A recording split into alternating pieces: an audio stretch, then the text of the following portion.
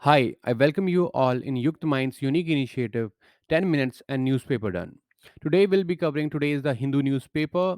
You can download the PDF of these news from our website www.yuktmind.com under Current Affairs tab, or you can also download the PDF from our Telegram channel, the link of which is given in description below. Let's get started. So we will be covering 9 news today, starting with news on inflation, then on MSP, then on IIP, then on LIBOR, then SC's decision on default bail, then new Model Prisons Act, then Ayush collaboration with ICMR, then news on greenwashing, and finally news on sexual harassment.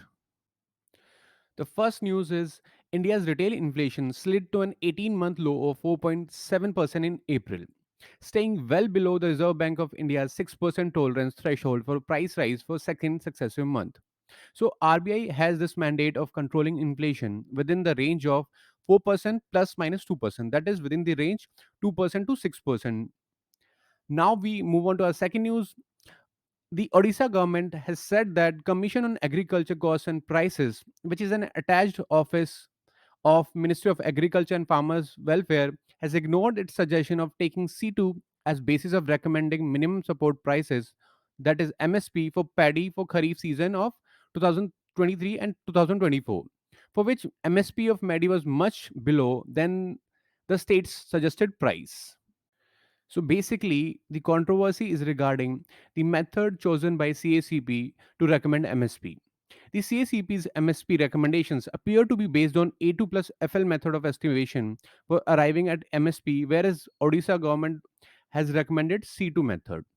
Now the third news, it is about index for industrial production. So industrial output growth slid to a 5-month low of 1.1% in March, slowing sharply from February's 5.8% as electricity, consumer durables, and non-durables recorded contractions from a year earlier and manufacturing expanding just 0.5%. So the fourth news is about LIBOR, which is London Interbank Offered Rate. So in December 2021, it was announced by RBI that LIBOR will no longer be applicable to price new loans starting with 2022. However, it was decided to phase it out till 2023. Now, RBI has advised banks and other RBI regulated entities, asking them to ensure complete transition away from LIBOR from July 1. So it will be replaced by secured overnight funding rate, which is called SOFR. Please remember, I'll be making a separate video on these economic concepts, which will cover in detail the information regarding inflation, which will cover CPI, WPI, headline inflation, core inflation, and then we'll discuss in detail MSP. Then we'll discuss in detail LIBOR and SOFR, and we'll also discuss in detail index of industrial production. So please watch out. Now, the fifth news. Supreme Court, in a rather unusual order, directed lower courts to decide pending default bail application without relying on its own judgment of April 26, 2023. A judgment of Supreme Court is considered the law of the land. Under Article 141 of the Constitution, it provides that the law declared by Supreme Court shall be binding on all courts within India. Now, information regarding that April 26 judgment. The April 26 judgment in Ritu Chhabria versus Union of India held that central agencies cannot deny accused persons their right to default bail by filing multiple supplementary charge sheets and seeking renewed custody. The 26th April judgment held that the right of default bail under Section 167(2) of the Criminal Procedure Code, that CRPC, is not merely a statutory right but a fundamental right that flows from Article 21 of the Constitution to protect accused persons from the unfettered and arbitrary power of the state. So, according to Article Section 167(2) of CRPC, an accused is entitled to default bail if the investigating agency fails to file a final charge sheet within 60 days from the date of remand. For certain category of offences, the stipulated period can be extended to 90 days.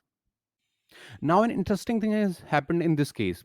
The government of India has filed an recall petition rather than a review petition. So, what is this recall petition? Following the judgment, the government, through Enforcement Directorate, that is ED, moved an urgent application in the Supreme Court to recall the Ritu Chhabria judgment. The remedy available against a Supreme Court judgment or order in the normal course is to file a review petition. However, review petition is while considering a review petition, the court will consider if it has failed to consider any binding precedents, if there is any apparent error in the material on record, or if some grave injustice has been caused as a consequence of its decisions. So, further, as per Supreme Court Rules 2013, a review petition must be filed within 30 days after the original judgment or order and must be placed before the same bench which had delivered the decision. However, on the other hand side, recall petition is while considering an application to recall its own judgment or order, courts including the Supreme Court and high courts are required only to look at whether the principles of natural justice have been violated or if the court did not have the jurisdiction to consider the matter in the first place. Now, the sixth news. Central government has prepared a new Model Prisons Act with focus on reform. Let us get into the background of this news. Prisons in India and persons detained therein are a state subject, and the existing law in this context are first, the Prisons Act of 1894, which is a pre-independence era act and is almost 130 years old. The two other related laws are the Prisoners Act of 1900 and the Transfer of Prisoners Act 1950, which are also decades old. The existing act mainly focuses on keeping the criminals in custody and enforcement of discipline and orders in prisons. So there is basically no provision for reform and rehabilitation of prisoners in the existing acts. Now, information about new Model Prisons Act. The Bureau of Police Research and Development, which comes under the Ministry of Home Affairs, has prepared the Model Prisons Act 2023, and it will replace a British era law to overhaul the prison administration, which will focus on the reformation and rehabilitation of inmates. The Model Prisons Act, the ministry said, might serve as a guiding document for the states and for adoption in their jurisdiction, as uh, law and order is a state subject. So, under the new Model Prisons Act, it provides for provisions of punishment for prisoners and jail staff for use of prohibited items such as mobile phones in jails, establishment and management of high security jails, open jail concept, and provisions for protecting the society from criminal activities of hardened criminals and habitual offenders. It also contains provisions for providing legal aid to prisoners, parole, furlough, and premature release to incentivize good conduct. Now, the seventh news, which is Ayush collaboration with ICMR for scientific validation, is a right step. This has been covered in our video of yesterday, that is May 12th. So, a brief background and addition to that information.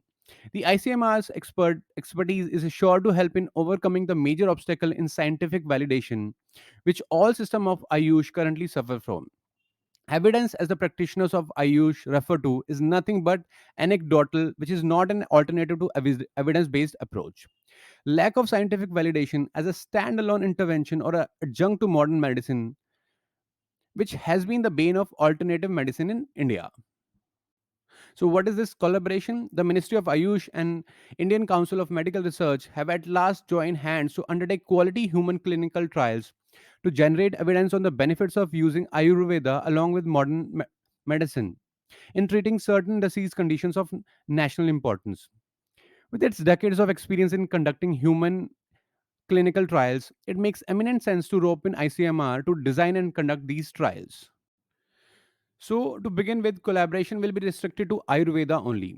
The other system of Ayush, that is Yoga, Unani, Siddha, and Homeopathy, may be included, and each system will be tested together with modern medicine when the central councils of these respective Ayush systems are ready to work with ICMR.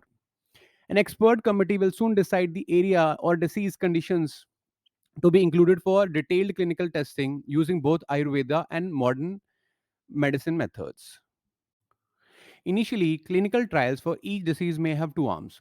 The first arm will have modern medicines as a standard of care, whereas the second arm will have a combination of modern medicine and Ayurveda. The arm that uses both Ayurveda and modern medicine will, if at all, only be able to validate the superiority of combining the two for better outcomes.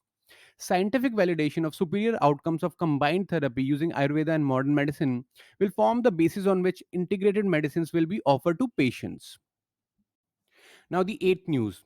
Reserve Bank of India will be joining 12 international regulators in the Global Financial Innovation Networks, that is GIFIN's first ever greenwashing tech sprint tech sprint to develop a tool to help regulators and the market effectively tackle the risks of greenwashing in financial services. So, what is greenwashing? The RBI noted that number of investment products marketed as green is growing. However, they can be false cases also. So, exaggerated, misleading, or unsubstantiated claims about environmental, social, and governance credentials damage confidence in the products, and the RBI wants to ensure consumers and firms can trust the products that have the sustainability characteristics they claim. The ninth news.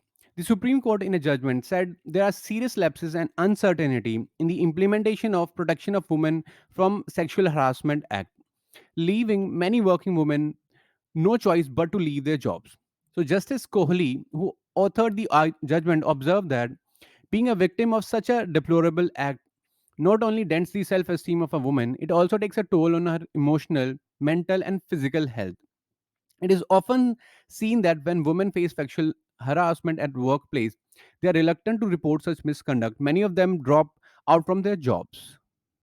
So, according to Judge Kohli, however salutary this enactment may be, that is the POSH Act, it will never succeed in providing dignity and respect that women deserve at the workplace unless and until there is strict adherence to enforcement regime and a proactive approach by all state and non-state actors. So, the working environment continues to remain hostile, insensitive, and unresponsive to the needs of women employees, then the act will remain an empty formality.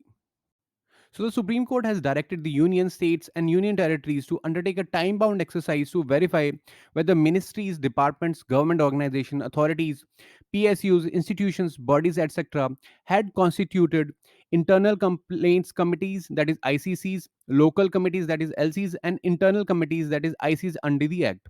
So, these bodies have been ordered to publish the detail of their respective committees in their websites. They have been given 8 weeks to comply and file affidavits in the Supreme Court. Thank you for watching this video. You can download the PDF of these news from our website www.yuktmind.com under current affairs tab.